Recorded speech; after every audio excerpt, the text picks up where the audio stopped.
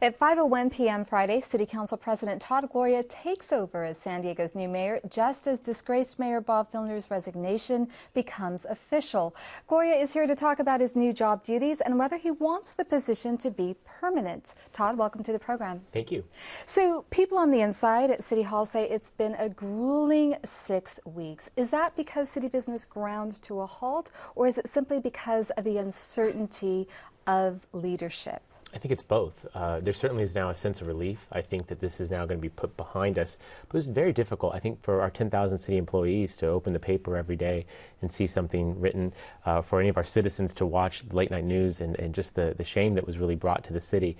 We're moving past that now, so I think I see a collective sigh of relief on the faces of all of our folks at City Hall.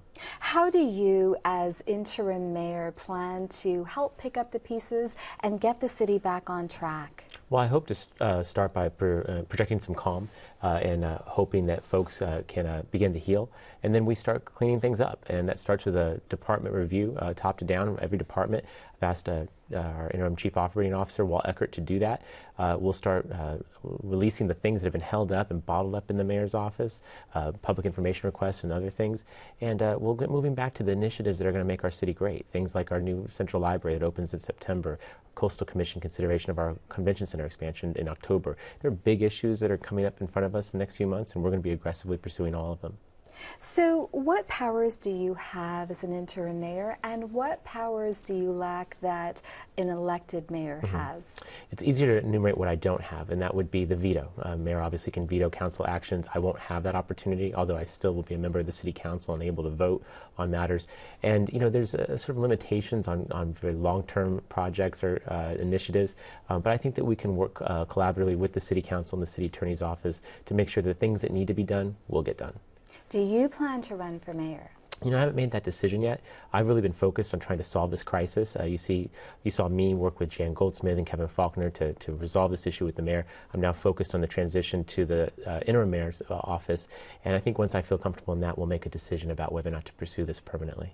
How long do you expect that to take? I mean, by when do you hope to have made a decision? Not too much longer. I recognize this is a quick turnaround, but I think anyone who knows me knows that I don't act rashly. You know, I try and really think things through, and this is a big decision, and a decision that I didn't think I'd have to make even a month ago. So we're going to give it some time and just make sure that whatever I decide is in the best interest of the city. So you've received campaign contributions from real estate agents, contractors, developers. There are critics who say that you don't quite stand up for progressive causes, even though you're a Democrat. What's your response to that? It's baloney. I've spent my whole life as a Democrat working on democratic issues. My core values are incredibly progressive. I think what people really pick up on, though, is that I recognize that Democrats don't have the monopoly on good ideas, and I've always been willing to work with Republicans and independents to get things done, particularly for my council district. But as far as my values, they are progressive as they come. And with regard to developers and things of that nature, I think you've seen me work time and again to hold developers accountable. I think of things like the Navy Broadway complex, the expansion of a high school in my district, areas where, you know, I stood up to developers, and I don't think that would be any different provided their projects are not good. And in those cases, I didn't think their projects were good. And in 15 seconds, what kind of mayor does San Diego need right now? I think we need someone who can bring the city together. This mayor did not do that. That was a critically missing piece. And I think we need someone who can help heal the city. The city's really broken at the moment. I think we're hurting. We want to get past that, and I think we will. Todd Gloria, thank you so much for coming on the program. Thank you.